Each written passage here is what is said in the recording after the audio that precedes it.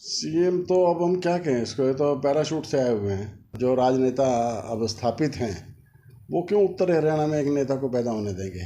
कह के तो हमें ये ले जाते हैं कि आप प्रत्याशी होंगे यहाँ से पक्का 100%, और जब चुनाव आता है उस टाइम हमें किनारे कर देते हैं। तो राजनीति में कोई सीधा कह के नहीं मारता है। तो हमने वैसे तो कांग्रेस छोड़ देनी चाहिए थी, लेकिन हमने इसलिए नहीं छोड़ी कि लोग फिर ये कहेंगे ये आई बार पार्टी छोड़ता है। हमारा कोई मकसद एमएलए एमपी बनने तक सीमित नहीं है। नमस्कार दोस्तों, आप देख रहे हैं GNA 24 और आज हम आपकी मुलाकात करवाने जा रहे हैं एक ऐसी शख्सियत से जिन्होंने हरियाणा प्रदेश के अंदर उत्तरी हरियाणा के हकों की आवाज़ सबसे पहले उठाई और लोगों को उनका हक दिलाने के लिए अपनी IAS पद जो उनके पास था उसको भी उन्होंने कहीं न कहीं रिजाइन देने का काम किया। हालांकि उनके राजनीतिक जीवन बहुत लंबा रहा है, कई पार्टियों को उन्होंने भ्रमण किया है और जानने का प्रयास करेंगे उनसे आज की क्या राजनीतिक परिस्थितियां हैं और मौके के जो राजनीति वो कर रहे हैं, किस दल में अपना राजनीतिक भविष्य तलाश रहे हैं और जो पुरानी राजनीतिक पार्टियां रही जिनमें उन्होंने जाने का प्रयास किया, क्या उनके साथ राजनीतिक धोखा हुआ, किस प्रकार उनके साथ षड्यंत्र रचे गए। सबसे पहले मराठा वीरेंद्र वर्मा जी आपका चैनल पर स्वागत है। आपका धन्यवाद जी, और आपका भी स्वागत है जी। काफ़ी लंबा संघर्ष आपका राजनीतिक जीवन का रहा है। अब आप किस दल में राजनीति कर रहे हैं और क्या भविष्य तलाश रहे हैं? आज के दिन हम राष्ट्रवादी कांग्रेस पार्टी में हैं, जिसको आम NCP का नाम दे देते हैं लोग, नेशनलिस्ट कांग्रेस पार्टी। और शरद पवार जी इसके राष्ट्रीय अध्यक्ष हैं। और अब तो सभी अब विपक्षी दलों का एक गठबंधन हो गया है, जिसका NCP भी एक हिस्सा है जी। और इस विपक्षी एकता के सूत्रधार भी माननीय शरद पवार जी ही हैं। और ये समझिए कि अभी जो आगे गतिविधियां होने जा रही हैं सारी, उससे आपको स्पष्ट भी हो जाएगा कि आने वाले समय में शरद पवार जी के चारों तरफ ही हिंदुस्तान की राजनीति घूमने जा रही है। जी। मराठा जी आपका कहीं और हरियाणा की जहाँ तक बात है, हरियाणा में NCP का इतना प्रचार प्रसार नहीं हुआ और हमें तो समझिए 8-9 महीने पहले ही ये जिम्मेवारी दी गई है कि प्रदेश की, और हमने हरियाणा में NCP को फैलाने के लिए काफ़ी काम भी किया है और उसका प्रभाव भी लोगों में दिखाई दिया है। और गठबंधन में जो ये सीट आने जा रही है, क्योंकि शरद पवार जी ने एक जनसभा में यहाँ करनाल में आके 22 मार्च को घोषणा की थी कि ये NCP को सीट है, NCP और कांग्रेस मिलकर चुनाव लड़ेगी। जो और गठबंधन दल इसमें शामिल होंगे उनको बनाने की जिम्मेदारी भी उन्होंने खुद ली है अपने ऊपर। और हमारे को उन्होंने आदेश दिया कि आपने लोकसभा का चुनाव लड़ना है और उसकी तैयारी आप शुरू करें। उसकी तैयारी में हम आज के दिन लगे हुए हैं और हमें उम्मीद है कि इस सीट को हम जितने मार्जिन से पिछली बार यहाँ से भारतीय जनता पार्टी जीत के गई थी, उससे ज़्यादा मार्जिन से इस बार गठबंधन के प्रत्याशी के रूप में इस सीट को हम निकाल के माननीय शरद पवार जी को देंगे। ये कॉन्फिडेंस है या ओवर कॉन्फिडेंस है? नहीं ना, ये कॉन्फिडेंस या ओवर कॉन्फिडेंस नहीं है, ये एक हकीकत से मैं आपको वाकिफ़ करा रहा हूँ जी। क्योंकि लोगों के बीच में हम रह रहे हैं और लोगों से जो ओपिनियन हम ले रहे हैं, क्योंकि हमने पहले भी चुनाव लड़ा हुआ है और लोगों के दिल में उसके बारे में भी एक मलाल है कि हमारी सीट कुछ थोड़ी वोटों से उस समय रह गई थी और लोग उस कसर को पूरी करना चाहते हैं जी। क्या इस आपकी जीत में ये भी अहम रोल हो सकता है, जो मौजूदा सांसद है हमारे, वो मंचों की राजनीति तो करते हैं लेकिन जनता के मंच तक वो 5 सालों में नहीं पहुंच पाए?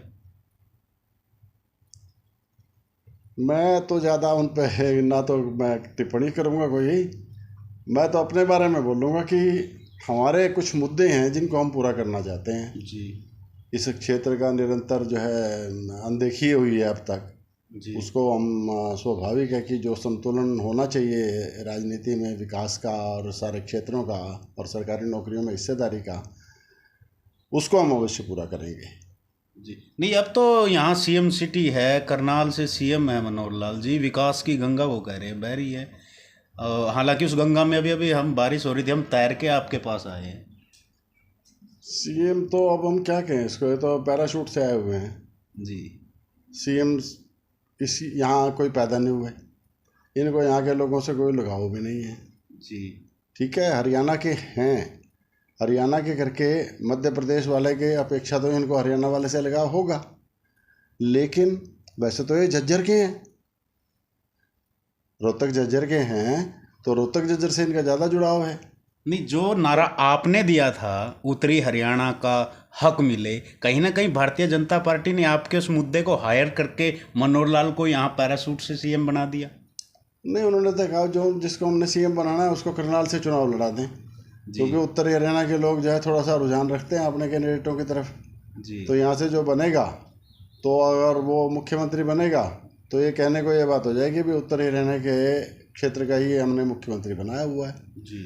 लेकिन मुख्यमंत्री अवश्य बन गए, लेकिन वह कार्य तो ये नहीं कर पाए जो यहाँ के लोगों की अपेक्षाएं थी कि भाई हमें यहाँ तो नौकरियों का तो इन्होंने सिस्टम ही और कर दिया। अब कुछ पता ही नहीं लगता लोगों को हो क्या रहा है, किसको नौकरी मिल रही है किसको नहीं मिल रही है, कुछ मिल भी रही है, पेपर लीक हो जाते हैं। हाँ, नहीं पेपर लीक भी, वैसे भी कुछ पता नहीं लगता कि भाई क्या सिस्टम है और कितने आदमी नौकरी में जा रहे हैं, कौन से एरिया से जा रहे हैं, कोई हिसाब किताब है ही नहीं, अब क्लियर नहीं है। आपके अंदर की आवाज़ मैं निकलवाना चाह रहा हूँ। आपने कई राजनीतिक पार्टियों का भ्रमण किया, आपके समर्थकों में भारी उत्साह होता था जब आप पार्टी ज्वाइन करते थे, लेकिन ऐन समय पर, ऐन मौके पर आपकी टिकट कट जाती थी। क्या वो आपके साथ षड्यंत्र था या फिर आपको टिकट लेन देन का जो मामला है वो आप समझ नहीं पाए? नहीं, आपके सवाल में ही आपका जवाब है, एक षड्यंत्र भी कह सकते हैं इसको। और जो राजनेता अब स्थापित हैं वो क्यों उत्तर हरियाणा में एक नेता को पैदा होने देंगे, कोशिश करेंगे कि ना हो। और हम थोड़ा सा ये समझ गए कि भाई हम इनकी जो इन्होंने कह रहे हैं ये, हम उनकी बात को सच्चा समझ के विश्वास करके उनके साथ जुड़ गए। कह के तो हमें ये ले जाते हैं कि आप प्रत्याशी होंगे यहाँ से पक्का 100%, और जब चुनाव आता है उस टाइम हमें किनारे कर देते हैं। यही भारतीय जनता पार्टी ने किया, ऐसा ही कांग्रेस ने हमारे साथ किया। और इसलिए अब हम तो अपना स्वतंत्र रूप से चुनाव लड़ने की तैयारी में थे असंध से। मुझे तो माननीय पवार जी का एक संदेश आया, उनका आदमी आया मेरे पास, और उस वजह से फिर मेरी उनसे मीटिंग हुई है। 4-5 मीटिंग के बाद अब प्रदेश की जिम्मेवारी हमें उन्होंने दी है, उसके लिए हम काम कर रहे हैं अब। और हमें ऐसा लगता है कि यहाँ कोई धोखे की गुंजाइश नहीं है जी। 2014 में आपके कुछ लोगों में आज भी इस बात का मलाल है, अगर 2014 में कुछ समय और मराठा जी भारतीय जनता पार्टी में रह जाते तो वो करनाल से सांसद बन सकते थे, क्योंकि जो हजका का गठबंधन था वो कहीं ना कहीं टूटने वाला था। ये एक भ्रम की स्थिति है। अगर हम भारतीय जनता पार्टी को उस समय ना छोड़ते तो ये सीट हरियाणा जनहित कांग्रेस के पास ही रहनी थी, और हरियाणा जनहित कांग्रेस के उम्मीदवार ने यहाँ से जीतना था। कहीं ना कहीं आपको किनारा लगाने के लिए वो हजका के खाते में सीट गई थी। ऐसा ही, क्योंकि हम तो लगातार संपर्क में थे सभी के जी, इसीलिए ये सीट गई। फिर ये भी जीतते, हिसार भी जीतते।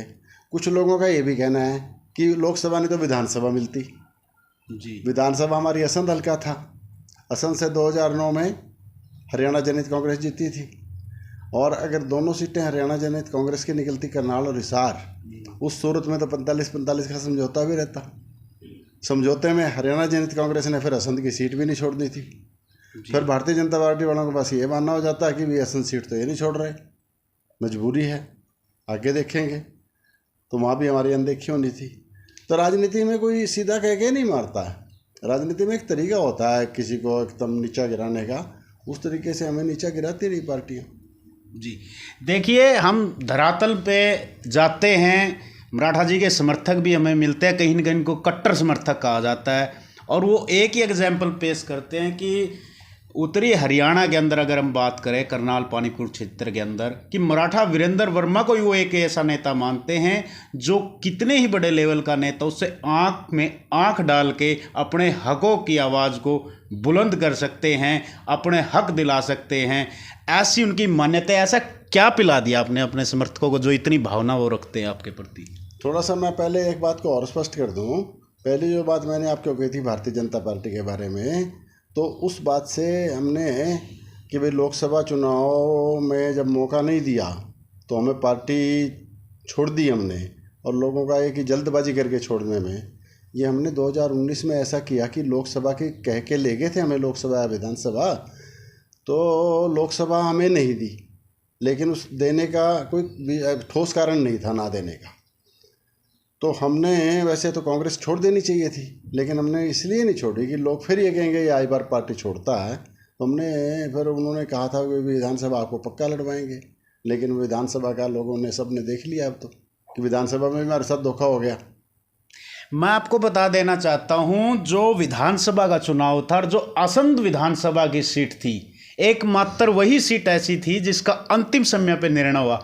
खींचतान तो पूरी चल रही थी, कहीं ना कहीं मराठा जी आपकी भी पहरेदारी की जा रही थी, या फिर कोई जो गोगी जी की पहरेदारी थी वो भारी पड़ गई आपकी पहरेदारी पे।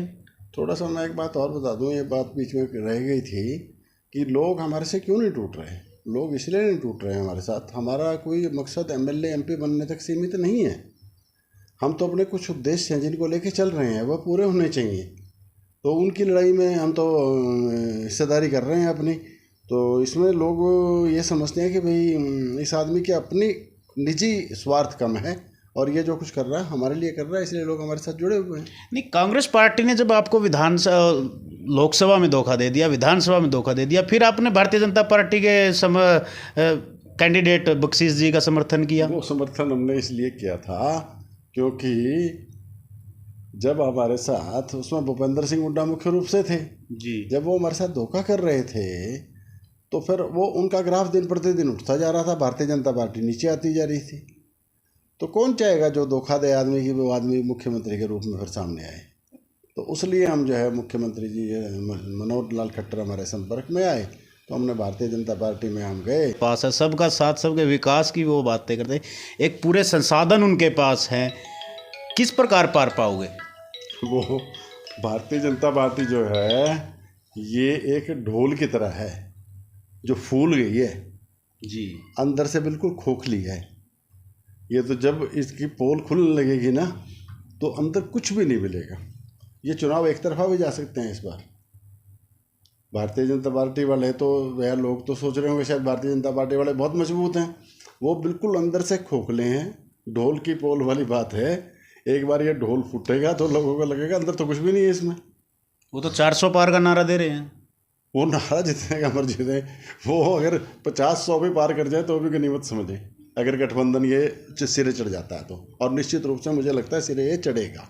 जी जी जी, यदि आप करनाल से सांसद बन जाते हैं, हमारी शुभकामनाएं आपके साथ है। क्या प्राथमिकता रहेंगी आपकी इस करनाल जिले को? नहीं तो कोई ऐसा उद्योग अब तक लग पाया है जिससे बच्चों को रोजगार मिल सके। लगभग बहुत सारी आबादी है जो विदेश की ओर पलायन कर चुकी है और कुछ जाने की तैयारी में है। क्या आपकी प्राथमिकता रहेंगी रोजगार के लिए? एक तो जैसे जो तरीके माननीय शरद पवार जी ने मुख्यमंत्री बनने के बाद महाराष्ट्र में अपनाए, वही तरीके हम यहाँ करेंगे, अपनाएंगे। खेती का जो एक तो कैश क्रॉप पे ले आएंगे सारे हरियाणा को। अब तो ये हरियाणा हमारा ट्रेडिशनल क्रॉप्स पे है, इसको कैश क्रॉप पे ले आएंगे। इससे क्या है 3 लाख से लेकर 10 लाख रुपए तक प्रति एकड़ आमदनी एक किसान की हो जाएगी एक वर्ष में। दूसरा, इन पे आधारित छोटे छोटे उद्योग भी लगेंगे, बड़े उद्योगों की भी स्थापना होगी और छोटे छोटे उद्योग जो है इनसे जो प्रोडक्ट निकलेगा वो सारा का सारा एक्सपोर्ट के लिए होगा, जैसे महाराष्ट्र में है। तो महाराष्ट्र में जो तब्दीलियाँ आई हैं, जो महाराष्ट्र पहले एक समझो सूखाग्रस्त इलाका था सारा का सारा, और जहाँ रोज़गार की भी समस्या ही रहती थी, सिर्फ एक बम्बई थोड़ा सा कह लो, बाकी तो महाराष्ट्र में बेरोज़गारी बहुत ज़्यादा थी। आज महाराष्ट्र में बेरोज़गारी बिल्कुल भी नहीं है। तो इसी कारण से है क्योंकि उद्योग और जो खेती का तरीका माननीय शरद पवार जी ने बनाया था वही हम यहाँ अपनाएंगे। और सबसे पहले हम करनाल से शुरू करेंगे। और ये समझ लो कि जो और सुविधाएं हैं जैसे शिक्षा की और स्वास्थ्य की हैं, जैसे महाराष्ट्र में है, शिक्षा का प्रबंध भी सारा सरकार की तरफ से, और स्वास्थ्य की है उसका भी सारा प्रबंध सरकार की तरफ से। वहाँ 5000 आदमियों के पीछे एक जो है हेल्थ वर्कर है जो सबका रिकॉर्ड रखता है, उसको पता है किसको जुकाम हुआ है, किसको क्या बीमारी है और उसको क्या क्या सहायता देनी है। समय पे उसके पास पहुंचता है और उसका संपर्क वहाँ कराता है जहाँ से उसका इलाज होना होता है। जी जी, आपने एक नारा दिया है आपकी शान में मराठा जी मैदान में, और माध्यम चुना है आपने अब की बार एनसीपी को, उसकी प्रदेशाध्यक्ष की जिम्मेवारी आपको मिली है। एक ऐसी पार्टी जिसका कहीं हरियाणा में हमें धरातल पर कुछ दिखाई नहीं देता, किस प्रकार संगठन खड़ा कर पाओगे, किस प्रकार एनसीपी को हरियाणा के मानचित्र पर आप ऊपर लेकर के आओगे? देखो, जैसे भारतीय जनता पार्टी के विरोध में आज के दिन वोटर का मन है, लेकिन कोई अल्टरनेटिव उसको दिख नहीं रहा सामने, किसका सहारा ले, कहाँ जाए। यही स्थिति सारे के सारे यहाँ के वोटर की है जो इस उत्तरी हरियाणा का है। वह भी चाहता तो हमें है, लेकिन उसको ये नहीं दिखाई दे रहा इनकी जीत तो होने की नहीं। अगर जीत दिखाई दे जाएगी तो वो उत्साह में आ जाएगा, क्योंकि अब तक ये दबाव में बहुत ज़्यादा रहे हैं। तो इसलिए इनको इस बार थोड़ा सा ये एक दिख रहा है कि गठबंधन होगा और ये प्रत्याशी आएंगे तो ये निश्चित रूप से जीत भी मिल जाएगी। और उसके बाद यहाँ जो काम हमारे रह गए हैं वो सारे काम भी अधूरे जो रह गए हैं वो सारे के सारे पूरे होंगे। और जो आपने ये पूछा कि भाई यहाँ के वोटर के मन में या वोटर के मन में विश्वास कैसे पैदा होगा कि ये निकल जाएगा और एनसीपी का तो आज के दिन कुछ भी नहीं है, तो हमने एनसीपी के लिए बहुत ज़्यादा काम कर लिया। हमने यहाँ करनाल लोकसभा के हर विधानसभा सेगमेंट में मीटिंग्स भी कर चुके हैं हम कार्यकर्ताओं के साथ। और अब हम जिस काम पे लगे हुए हैं कि हमारे जितने भी कार्यकर्ता हैं अब उनको हम लगाएंगे कि हर बूथ पे 5 से लेकर 10 आदमी अपने साथ जोड़ने हैं हर बूथ पे, और वो डाटा हमारे पास होगा उनका, और निरंतर उनसे संपर्क में रहेंगे। हम एक माहौल बना देंगे इलेक्शन तक जिससे कि चुनाव बिल्कुल आगे एक तरफा हो। जी, एक स्थिति आज ये भी है समाज में, कुछ जातियां आमने सामने हैं, कुछ धर्म के नाम पर लोग लड़ रहे हैं।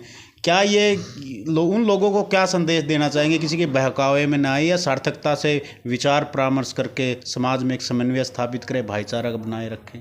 नहीं, पर जो गठबंधन का है इसमें तो आप देखोगे समावेशी शब्द का भी प्रयोग हुआ है। तो गठबंधन के जो प्रत्याशी होंगे उनके सारों के विचारधारा ये होगी कि सारे समाज सभी उसमें मिल के चलें। और जहाँ तक पिछड़ा वर्ग का संबंध मैं आपको बताऊं, ये भारतीय जनता पार्टी की तरफ घूम गया था वोट। अब मेरे साथ जो बैठे हैं प्रदेश के महामंत्री माननीय राम कुमार जी कश्यप बैठे हैं।